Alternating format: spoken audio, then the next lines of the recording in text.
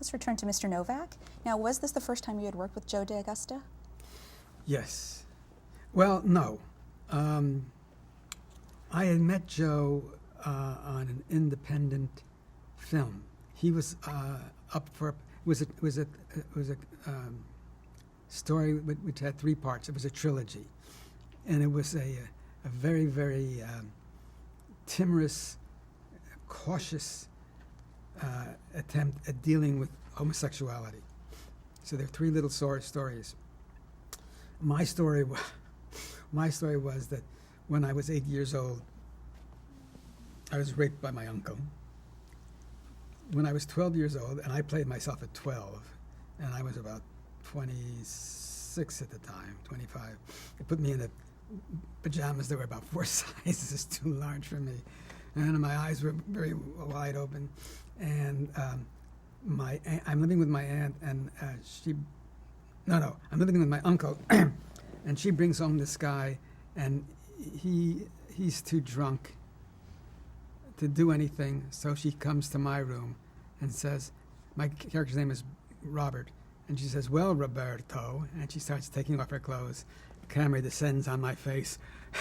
I'm looking up in stark terror. And then we cut to, years later, and I have a girlfriend, and I'm staying at her place with her mother, and it's nighttime, and I'm restless, so I'm walking around the pool. Everybody else is asleep, so I think. And her mother comes down in her dressing gown, and with some kind of made of some kind of material that really made a lot of noise when she walked. It swish, swish, swish, and I'm not supposed to see her until she's right up next to me. You could hear her a block away, and she starts coming on to me. I'm 17, and finally says, "Well, Roberto, let's keep this in the family." She uses Roberto. "Don't use that name!" So I start strangling her, and I end up drowning her in the pool. And the last scene, they're taking me into jail, and I already have a jail roommate, and they leave me behind bars, and I'm looking at the bars, and I hear the roommate behind me saying, "Well, Roberto, we're going to have a lot of fun together." That was my story. There was nothing salacious. There was nothing, it was all inferred. It was all implied. There was nothing actually happened. And as I say, it was a very mild treatment. And Joe played a guy who picks up another guy. His story was about a guy picking up another guy, and then there was a third story about a lesbian. It was called Strange Loves. It played on 42nd Street in New York, and it played at the Apollo Arts Theater. It's no longer there on Hollywood Boulevard. This was 1962, maybe 61. So I knew Joe. I knew Joe from that. And then when it came time to shoot Mr. Novak, he called me in for casting. Now, The Boy Without a Country, which is the episode we were discussing, had this been the first time you portrayed a Russian character? Yes, it was. And I was at one point, at one time, I was very pleased to do this, and very sad that my father was no longer there to see it. My father was very much a Russian chauvinist. He was a commie. That's what it comes down to. My old man was a commie, and he loved to pontificate and proselytize about the joys of communism. And he had his heart was in the right place. He saw it as people coming together and each working to their own, to their own ability, and everybody sharing communally. He wasn't talking about turning, overthrowing the government, but he did join the Communist Party, and he campaigned for Henry Wallace and another guy I can't think of. And I think on an independent ticket, And then we got word that the FBI was interested in us. And they had been in our apartment house and talked to several of our several other tenants about our activities. My father was so open about it. I mean, he just loved it. I think it was also a way for him to meet women, you know. But he talked about the joys of communism until he got really scared and thought they were going to send us off to concentration camps, because by then it was Joe McCarthy, and it was the Red Scare and blackballing and all of that stuff. So we lived through that for a few years, and then Welch, the attorney for the Army, who incidentally was a graduate of Grinnell, he took McCarthy down. It was beautiful to watch him. Everybody in the country was scared of Joe McCarthy, this rabble-rouser, this witch hunter, this fascist, this intimidating son of a bitch is what he was. And Welch just stood his ground and told him that he was full of it, and shut him up. And that with that came the end of pretty much the end of Joe McCarthy. But yeah, we were living through all of that. I remember opening our mailbox. We lived in an apartment house, and the mailboxes were all downstairs, and I had the key and opened the mailbox, and there was a note that said, "Shit commies, get out." I was about 12 or 13 at the time. It kind of shook me up. I told my father about it. And that's, I think, when we started burning the Russian records and burning books like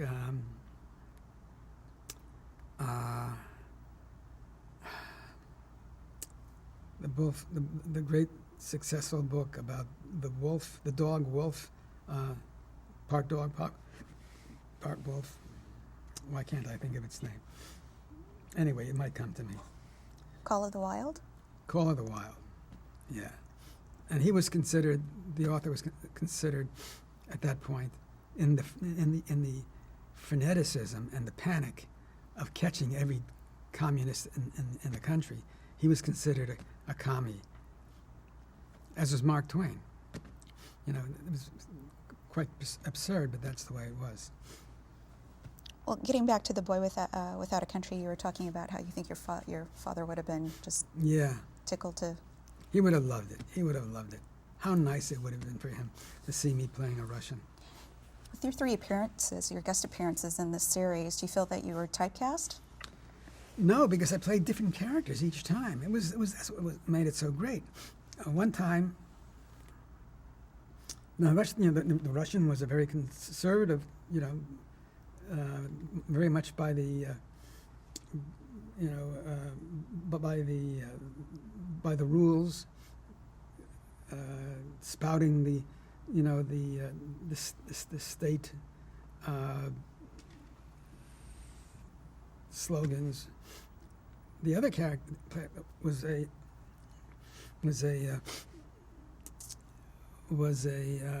takeoff on a student at Berkeley called Mario Savio. Mario Savio was an activist at that time who wanted the school to close down because they were doing something wrong, and he got up on a car, and my character did, and talked to the students and told them what they had to do and follow me, and they all came rushing, and I was the leader, and a different character entirely. And then the third one was still another character, which I played opposite an actor named Tim McIntyre, and there's an interesting coincidence there, but we were 2 bad guys, and he was the leader of the bad guys, and I was the kind of squeamish, cowardly guy who confesses that we were doing this stuff, smashing the rooms apart. Dean Jagger thought he had a big part in that, and he thought I was a very good actor. I liked that. So yeah, those were 3 different characters. It was what fun it was, to play different people like that, and not have to worry about well, you were on last year, or you were, you can't come on again, or something like that. Do you recall the series The Lieutenant, the episode called Mother Enemy? Do you remember the episode? Or can Sure. you describe it? Yeah, this was Gene Roddenberry's show. This was the first time I had come across that name. Joe D'Augusta again it was an MGM show, so Joe D'Augusta was again the casting director. The lead actor was the guy from 2001. Not Keir Dullea, the other guy. Okay, it might come to me. And the only problem with that was that the director was a little. This was like only the second lead that I had done, or third lead, and he was a little nervous about whether I could handle it for some reason.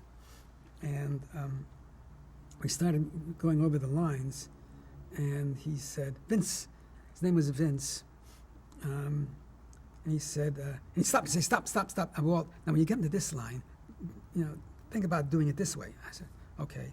I'd start again. He'd say, stop. Walt, when you come to this line, think about it. He did this about 3 or 4 times. And by then, I was waiting, I'd hear a chair squeak, and I'd stop, because I'm waiting for the question. And I finally turned to him and said, Vince McAveety, his name was. I said, Vince, I can't work this way.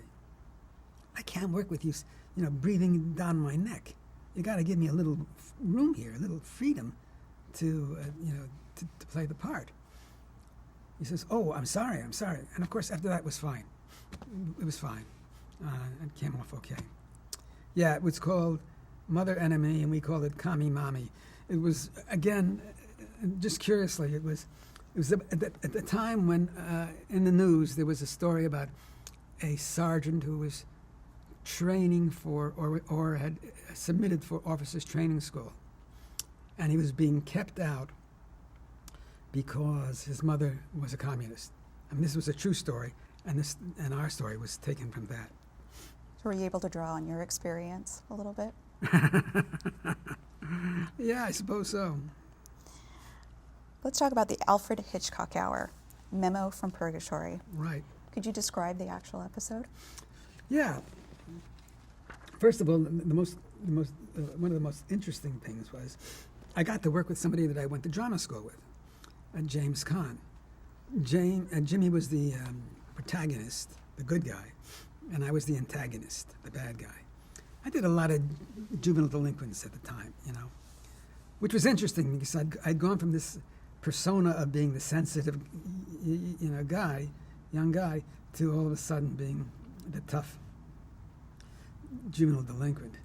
And so it was great fun working with him. I remember we had a scene where we have a kangaroo court because he's infiltrated our gang and he's going to write about it. He's a writer. And we catch him and we put him up on the kangaroo court, and I'm yelling at him, and at one point I slap him across the face with the back of my hand.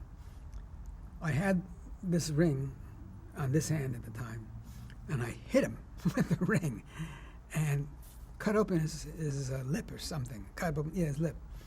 And the camera's behind me, and I'm going like that, and I can see in his eyes, don't, keep going.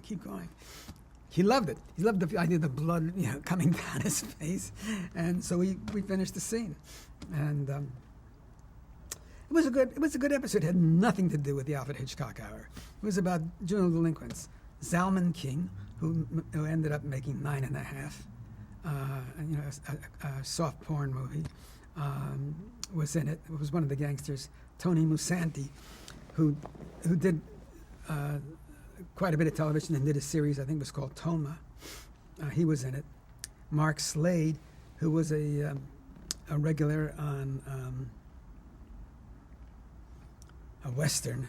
It suddenly escapes me which one it was. He was another gangster. So we were all in it together, and we all went on to do other things, which was interesting. Now, was this your first introduction to Harlan Ellison's work? First introduction to Harlan Ellison, yes. We became friends as a consequence of this. I think Harlan liked me because I was short. and we became buddies. And we went out, and my girlfriend became my wife, and me and Harlan and his whatever lady he was seeing at the time. And it's been a mercurial relationship between Harlan and I that's lasted about 40 years, with lots of turmoil, strum and drang, is that what the words are? Strum and drang, through the intervening years, but still friends. Yeah, and you know, stories with Harlan go on and on, but that's not really appropriate for this occasion. Now, did you meet Alfred Hitchcock? No, Alfred Hitchcock was not on the set. Joe Pevney directed this. Joe Pevney later became one of the people who'd made the decision. It's a strange world, and it's a Kevin Bacon world, you know, 6 Degrees of Kevin Bacon. Joe Pevney later became one of the alternating directors on Star Trek in the 2nd season. I had worked for him in a starring role on the Hitchcock show. He really liked my work. He kept telling me, you're going to be a big star. Big star. It didn't happen. But he really liked my work. I came in to read for Star Trek, and he was very enthusiastic. And he was one of the reasons why I got the part. Now, did the Alfred Hitchcock Hour, did that do anything for your career? No, nothing ever did anything for my career. I'd work, I'd do a part, it would be, you know, well received, and then I wouldn't work for 6 months or 8 months. I mean, I hear these stories about people get a part, and then all of a sudden it snowballs, and they get another part and another part.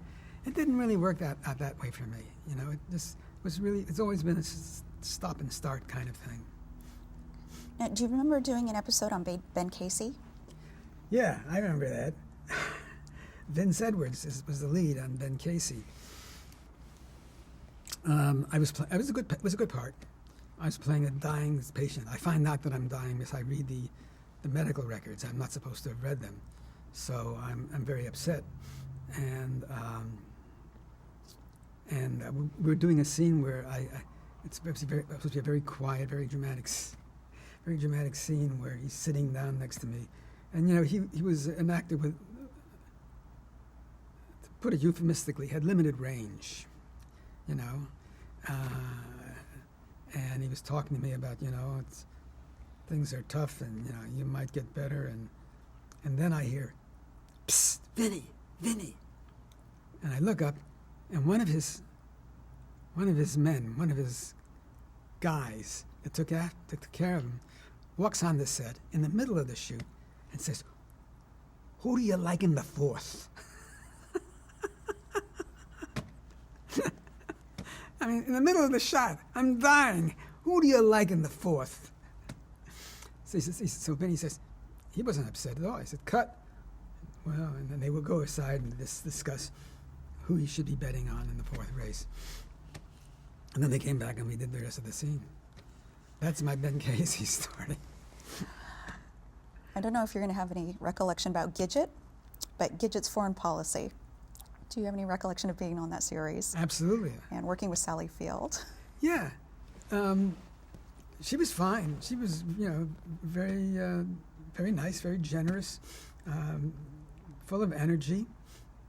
I think she's evolved into a tremendous actress.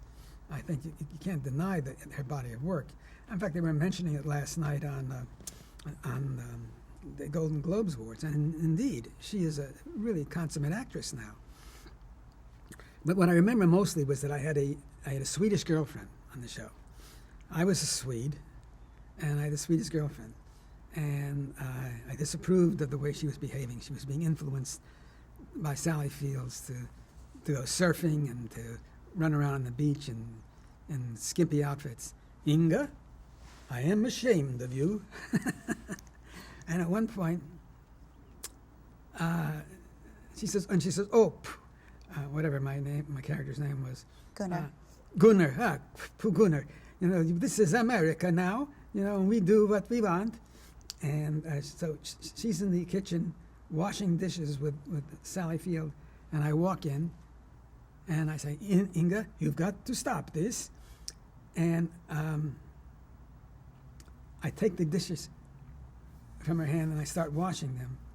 And she took them back and she threw them, it was supposed to be to the ground. But maybe because they were wet or whatever, she threw them and hit me right in the groin with the dishes. And I'm going, you know, and the director's saying, keep it up, keep going, don't stop. I'm in excruciating pain, and I'm supposed to still be the Swedish businessman. Well, I think we did cut finally. But aside from that, and the fact that I got to spank her on the backside, which was okay, it was kind of fun, I perhaps lingered a little longer than I should have. And how did you develop your Swedish accent? I made it up. Like I did all my accents. I did have a book on accents, and I tried to get the melody from them and some of the sounds. But it would have been better if I had a record, you know, because I was sort of just guessing at it. Now for I Spy, do you remember the episode Sparrowhawk? Yeah. Which you starred in? Can you describe the episode a little bit? Well,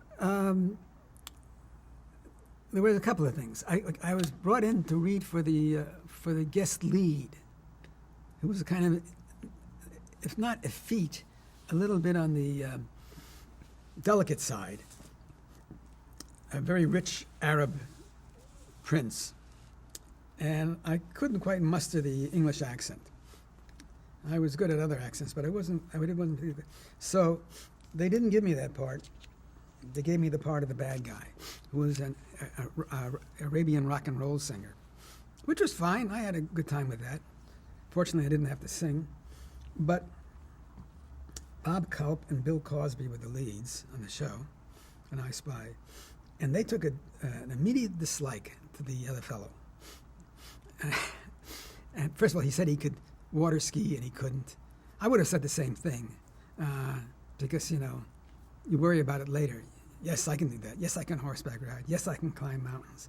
Yes, I've dived off 200-foot cliffs. You know, whatever. You're an actor. You know, you just go with it, and then you hope you can fake it later. But they really didn't like him, and they gave him a very tough time. And they started adding dialogue to the script about him and about the fact that he was less than manly. But other than that, it was an okay time. I had a good time. I got along with everybody. Now, before we get to Star Trek, how would you characterize the roles that you had been playing prior to Star Trek? A lot of roles that require dialects, or that I be a foreigner. I mean, I was an Arabian, an Armenian on the Great Adventure. I was a French resistance fighter on another show,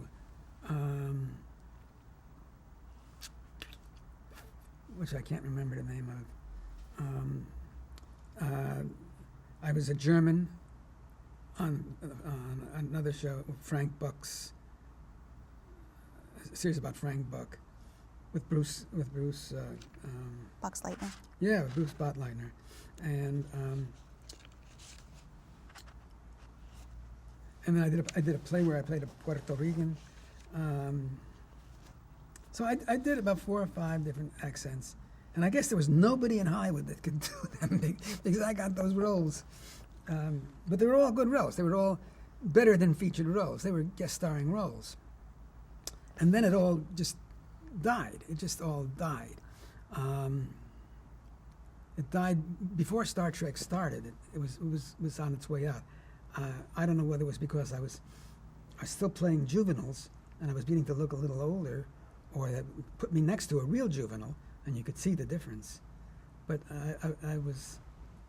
I wasn't working as much. So when Star Trek came about, I was very pleased to be working again.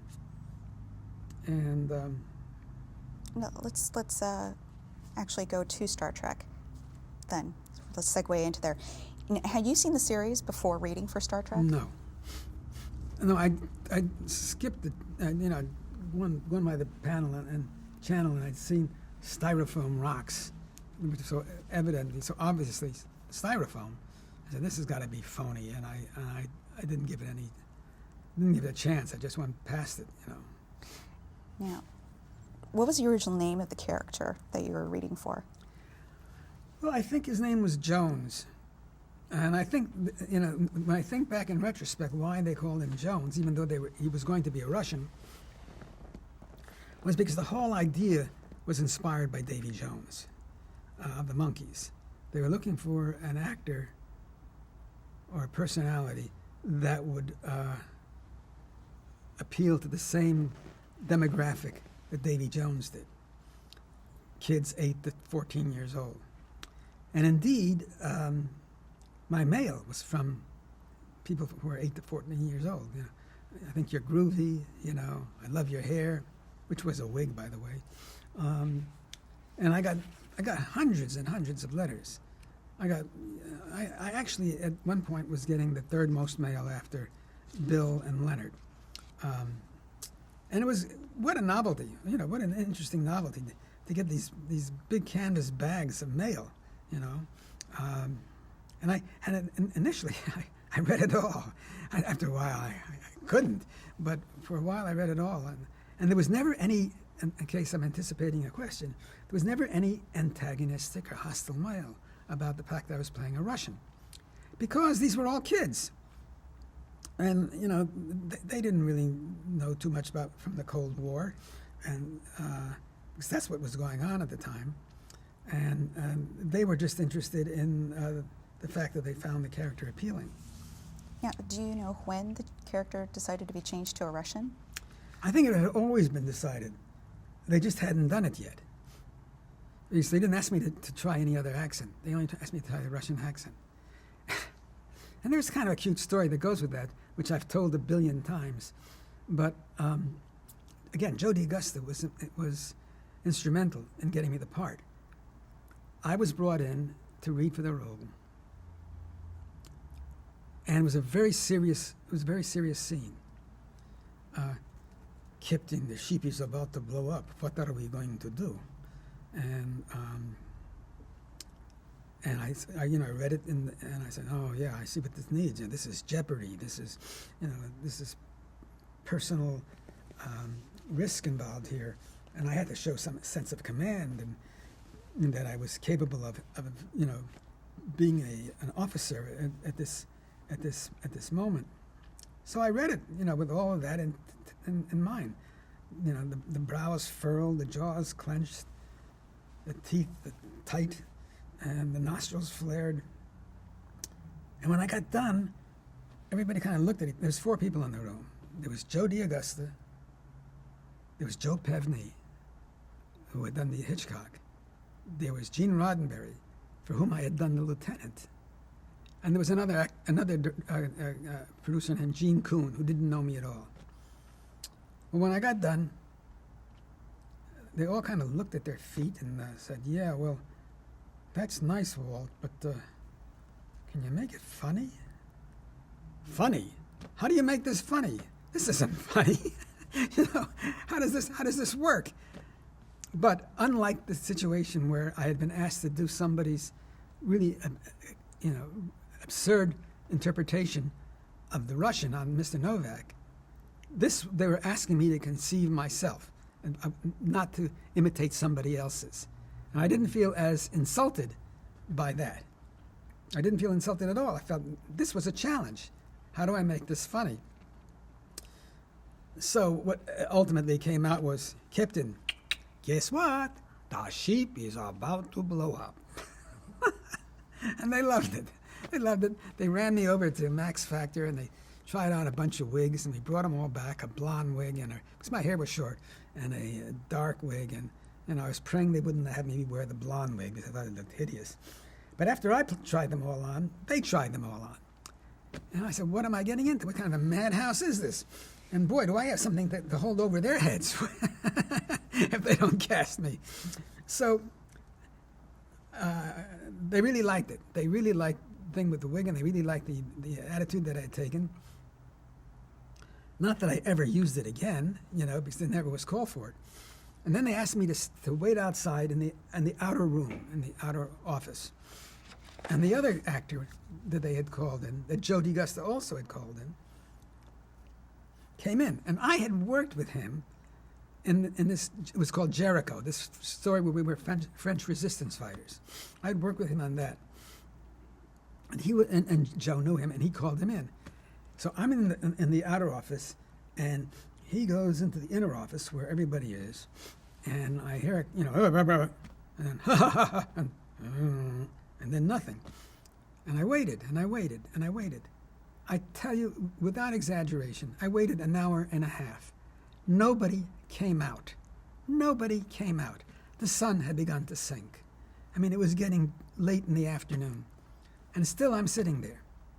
Finally, a guy comes by, introduces introduces himself to me as the wardrobe man, and said, "You're Walter Koenig? Koenig? Whatever the hell they pronounced it." I said, "Yeah. Come with me."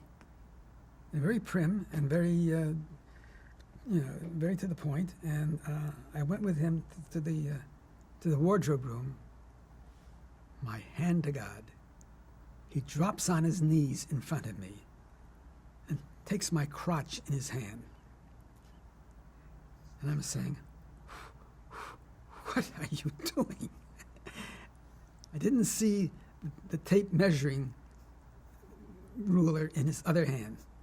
And he was measuring from my crotch to my cuff to decide how long the pants should be. I said, "What are you doing?" And he told me. And I'm still, as I have a quizzical look on my face, he says, "Well, you have to have a costume, don't you?" And that's the inauspicious way that I learned that I was on Star Trek, and that it was going to change my life for the next 45 years. Now, did you have a say in the development of Chekhov's character? We didn't sit down and talk about it. I just did it the way I wanted to do it. Nobody ever said do it any way else. For one thing, and this is something that, in terms of archival information, would probably be, somewhat interesting to the people who see this. Generally speaking, if you were, or more than generally speaking, but if you are a regular on a show, the director who comes in and out, on a weekly basis, who generally does not do more than one episode at a time, does not really direct the actors who are the regulars, the stars. He feels they know their parts, they know their characters, and who am I, whom I'm only going to be here for a week, to give them advice. Plus, they have more power than I do. And that's their thinking, that the actors have more power than I do. So they don't say anything. So nobody ever said anything to me. They just let me do what I did. Well, did you base him on anyone you knew? No, but what I did do was I recalled what I'd been told in the neighborhood playhouse, that I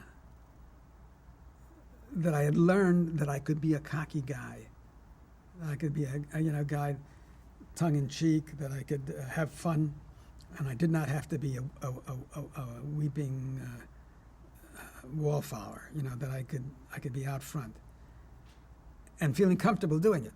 And that's what I invested in the character. I mean, not in a great way, because there was not a lot of time to really develop the character. But what I had to do, that's what I remember. Oh, Russia, just outside Leningrad, and just having fun with it. So it was invaluable. It was that lesson that I learned at the Playhouse was invaluable in terms of developing the character. As I say, what there was of it. So whose idea was it to come up with Chekhov's standard, pride in Mother Russia being invented there? That was theirs, and I thought it was a good idea. I thought it was a good idea because everybody had something, something you can get a handle on. I'm a doctor and not a carrot, or whatever it was that McCoy said. It's not logical, Captain, Spock would say. But Spock, don't you understand? Kirk would say, I don't think I can do that, Captain. We need 4 or 5 days for it.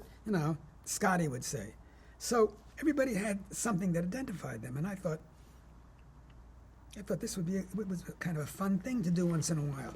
But between the second and third seasons, I read some deal memos that Gene had passed with the executives at NBC, two guys named Schlosser and Warner, about giving up on this thing about what was invented in Russia because it was sophomoric and because he didn't think it would play to continue doing it.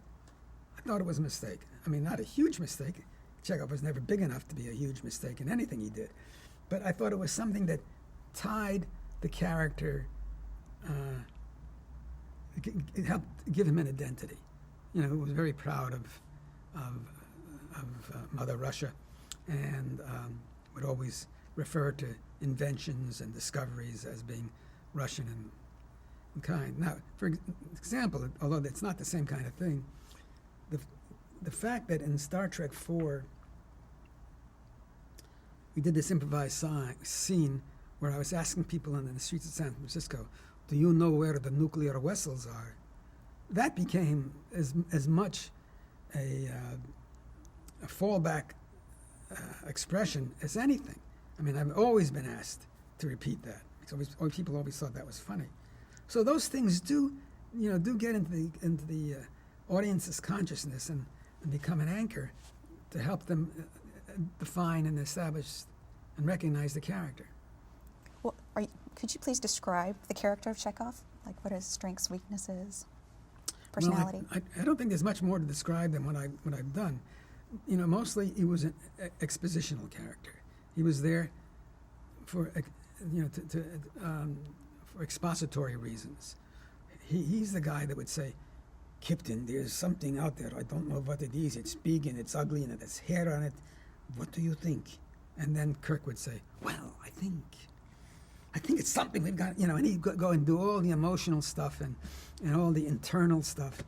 And I would just I'd be reading the plot stuff, and that's pretty much what George did and what Nichelle did, George Takei and Nichelle Nichols, and even to a good degree what Jimmy Doohan did. We were there to just set out the bones of the plot and let McCoy, Spock, and Kirk fill it in, with the subjective contribution that they brought to it. Did you feel there was any type of specific relationship between Captain Kirk and Chekhov? No, not really. I know there was supposed to be. I was supposed to be his. I was supposed to look up to him and hope to be captain one day, or hope to be science officer one day. But it was never really dealt with in the story, and it was so difficult to have a warm and understanding relationship with Bill Shatner that I didn't feel driven to want to develop something strong. I just let the words play out, and just took it moment by moment. Let's talk about the look of Chekhov as well. So when you first started, you talk about the hairpiece. Why did you need the wig at first? Well, my hair was very short because I just shot my own film, and it started to thin a little bit. It wasn't a lot. We used to use after I took the wig off, my hair had grown out. Then we used some Nestle Streaks and Tips, which was a black stuff that just stuck on the hair and it clumped the hair together, and you didn't see the bald spot. So I used that all through the series. But originally they wanted that look, because my hair was so short, and they wanted that Beatles or Monkees, really Monkees look, that they gave me these wigs. And I must say, these little girls loved the wigs, In fact, I think my demise, the character started to lose his popularity, was three things. The hair wasn't real, and they found that out. I wasn't really Russian, that I was American, and that exotic flavor was gone. And that I was married, and that they couldn't fantasize about, being with Chekhov. So after that, things sort of took a nosedive. You came in during the second season with an already established regular cast members. Can you talk about your first day on the set? I don't remember my first day on the set, other than it wasn't negative. Everybody was polite. I remember Nichelle, it was very sweet. She said hello to me. I had actually auditioned for Leonard Nimoy years before in a play by, I think, Jean-Paul Sartre. And he had kept me there for way over an hour. I thought I had gotten the part. Ultimately, I didn't. But I had known him from that. As I say, Bill was perfunctory, but he was not rude. Jimmy was fine. Jimmy was pleasant. George wasn't there yet. George was still shooting Green Berets. So I felt okay.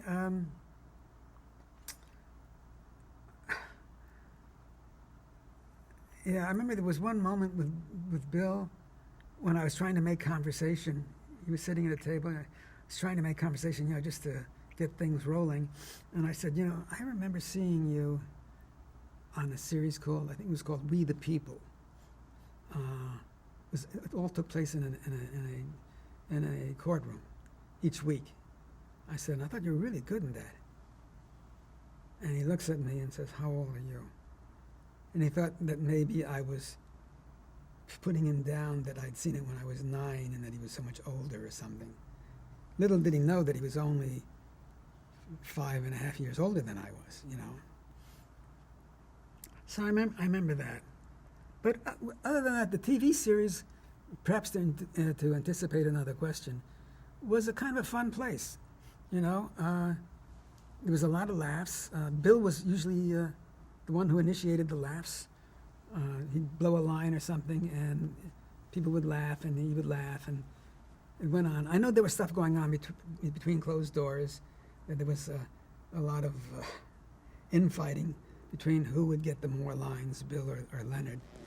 I found that out later, and in fact, I found out from Harlan Ellison, because Harlan wrote City on the Edge of Forever for that show, that Bill had actually driven up on a motorcycle to his house one weekend and sat down with him and lobbied him to change the script so that he'd get more lines. So what challenges did you face, when you're acting in a series that called for so many special effects? What was the last words? It's basically you're in a series which called for so many special effects. How special challenging? effects. Special effects were nothing. It was all pretend. I mean, there was nothing out there. I mean, when we looked out in space, we saw the crew, standing around, smoking a cigarette, scratching their balls. That was pretty much what it was. Nothing very exotic, or esoteric. And in fact, I remember once we had a scene where we're looking out into space, and we're supposed to see something strange, and Kirk says, "Chekhov, what is that?" And I say, "I do not know, Captain." And what had happened was the crew had taken the centerfold from Playboy and had taped it to one of these big metal stanchions that we were all asked to look at, because that was a focus point for all of us. We all be looking in the same place. So here's this lady, and he says, "Chekhov, what is that?" And I say, "I do not know, Captain." It was kind of funny because obviously we all knew what it was. Can you describe working the props? The props? The props. The props were non-functional. Nothing happened. The triggers didn't even pop. Well, did you have to add your own imagination for this technology that hadn't been invented yet? Yeah, but I did that when I was 8 years old, and I had a gun that didn't work. I had a cowboy pistol that didn't work. Bang, bang. I did that when we used to play cowboys and Indians, cowboys and Native Americans, and I would shoot, and I would get shot. I learned how to die playing cowboys and Native Americans. So all that stuff was not hard. That stuff was, that's why you're an actor. You bring into play your imagination. You try to make the situation as real as you can, so that you can believe in it. Because if you can't believe in it, the audience is not going to believe in it. So that's pretty much, you dispense with disbelief, and you buy into what's going on at that moment. What was it like to work with Gene Roddenberry? Well, I didn't really work with Gene that much. He would come by occasionally, and it always seemed like it was a party atmosphere when he came by. He was always friendly, and he would stand around for 20 minutes or half hour and then leave. You know, he was not instrumental in any, the scenes being shot. He just, I mean, if he was, then it was somewhere else behind closed doors, you know, with the directors or with Bill and Leonard. I mean, I know that there was stuff going on with Bill and Leonard, and that there was, you know, contentious situations, but for us, you know, on the set, it was a happy time. The TV series was a happy time, at least it was for me. When we started doing the movies, it changed. Things changed during the movies. And I can go into that at any time, but this is pretty much what I remember. I remember once somebody, during the series, Bill had a fight with another character. You know, I mean, it was a physical fight on, you know, in the script, and his wig got pulled, and it was hanging from one piece of tape, you know. But he handled it with aplomb.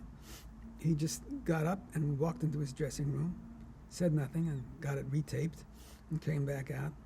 And it was pretty much forgotten, you know. Nobody made a thing about it, and the way he handled it was very good. I saw him once get furious with a director.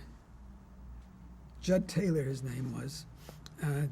The scene was from a episode called Let That Be Your Last Battlefield. It was two aliens. One was black on the left and white on the right, and the other was the reverse. And the whole thing was how stupid racial differences are when the only difference is that one is black on one side and one is white on that side. And that was kind of the metaphor that we were using. Well, one of these guys comes running out on the deck, on the bridge, from the elevator, and Bill jumps up from his chair and runs over, and we're already over there, we're already collected there in front of this guy, and Bill crosses through everybody, crosses through the crowd, and goes up to him and starts talking to him. At which point the elevator opens, the lift opens again, and the other guy, the black and white guy, comes out. One was Frank Gorshin, and the other one was Lou Antonio. God, how do I remember this stuff? And the other one was Lou Antonio. And so now, Lou Antonio was the first one, I think, and Frank Gorshin was the second. And Frank Gorshin goes to the other side of the bridge. So we all turn around to look at Frank Gorshin. No, to look at Lou Antonio. Whatever, I'm confused. And Bill goes through us again, goes through the, you know, in the middle of our group, and to get to him, so that he could be in the foreground. And Judd Taylor said, no, that's not going to work. You can't go through a crowd one way and then go through the crowd the other way. It doesn't work. But says, that's what you got to do. He says, no. So there was a fight, and the next thing I hear is, you can edit this out. But in the name of honesty and truth, I have to be totally candid. Bill says, "Fuck you," and he walks off the set. That was the most histrionic moment I saw on the set in all the years. And there is a meeting in Bill's dressing room, and about 20 minutes later, they come out to shoot the scene. This time, Lou Antonio comes out, goes to the left. We all look that way from where we're standing. We don't go to him. We look that way. Gorshin comes out and goes. The first guy comes out and goes to the right, stage right. The second guy comes out and goes stage left. And Bill stands at his chair and doesn't go in either direction and does the scene from there. So if you ever watch this episode, you'll see that that's what happened. Well, talk about the filming of the show. Like, how were the shows rehearsed? Well, generally we'd have a table reading, for a scene. One, mostly just one. then we go in and we just start shooting, and we would shoot the rehearsals. Bill had an enormous amount of dialogue, obviously. I don't think he knew it all, but he developed a style of acting where there's a moment for him to remember the lines, and that's how that happened. So, and he made it very effective, so it worked. The rest of us Leonard had a lot of lines. Leonard was very studious about learning his stuff beforehand, and DeForest as well. So that was pretty much the way things were. We had a table reading, and then we went out and started working the scene. There were close-ups, there were two shots, they were masters, so we had a chance to get it all committed to memory by doing it over and over. So during filming the second season, did you have any idea that the show would be as iconic as it has become today? No. And I had heard that after the first season that there had been protests. People had marched up in front of NBC. I wasn't on the show yet, so I didn't know anything about it. But I'd heard that there was a lot of militant and vociferous behavior by fans to protest what they felt was going to be a cancellation. Because we were always on the verge of being canceled because our demographics were not very good. We appealed to an audience that was likely to spend more money than the advertisers on our show, than their products cost. I mean, we didn't have cigarette, as far as I remember, commercials or things that, you could buy for $1 or $2. We had Cadillacs and, stuff that kids 8, 10 to even 30 were not going to have the money to buy. Your college students. When the show went into reruns and began showing 3 and 4 times a day, never mind weekly, we picked up all the college students, and at that juncture it became a fad, and it became something for people to gravitate around. It began to develop a social value that it's not generally there when you're watching television in a room by yourself or with your family. This became a social exchange where people talked about it. All these students would in a college would sit in the lobby or the parlor or whatever, and they'd all turn on Star Trek and watch it together, and a camaraderie began to develop.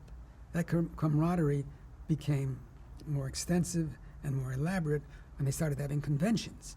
Now you had not only college students, but people of all walks of life, all strata, coming and sharing something that they might otherwise not come together for. Because it wasn't only computer people and gadget people and technology people. It was people who had a sense of humanity and a sense of justice and and a sort of political bent. People who had imagination and people who loved monsters. It really covered a much larger canvas than perhaps was initially thought. People were calling them the Trekkies, and now they're the nerds.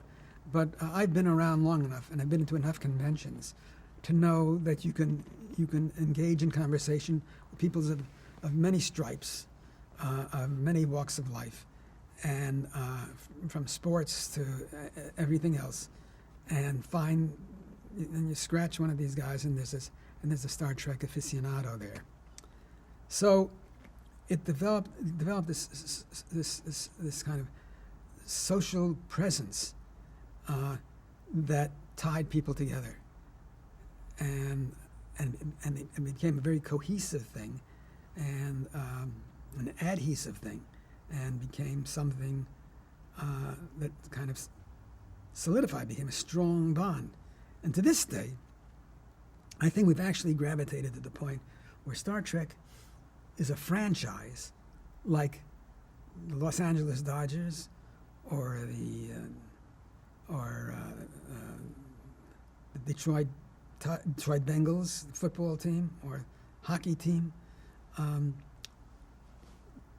because we've had 5 different television series on the air. And that translates into a baseball team who every couple of years or 3 years, they trade away a player retires, they acquire new players. The team slowly changes its physical complexion. People are different, but you still root for the team. You know, the guys that were there 8 years ago are no longer there. But the new guys have taken their place, and now they're the ones you root for. So Star Trek, the original series, goes off the air, Next Generation comes on. Next Generation goes off the air, Deep Space Nine goes on. And it's the same, a lot of them are the same people who were with us at the beginning. But now Star Trek means something else. We are now identifying with other characters, the way the sports fans do, and they're rooting for other characters. And in that case, I mean, we have uniforms, we have much of the accoutrement that sports figures have, and following. So, I think that's an important essence of how Star Trek has evolved. I'm going to go through a list, and I wanted you to talk about working with each person that I named Oh, really? off. You want the candid stuff, huh? If possible. Okay. Bob Jessman. Bob Jessman was a very nice guy. He was very quiet. I remember him principally that when he left the show, he wrote us all a note, personal note, saying that he enjoyed working with us and that he was sorry that it was over. I thought that was considerate, and so I appreciated him for that. In the years that followed, I ran into him on many occasions, and he was always cordial and a nice person to talk to. Okay, we're going to stop here and change tape. Absolutely.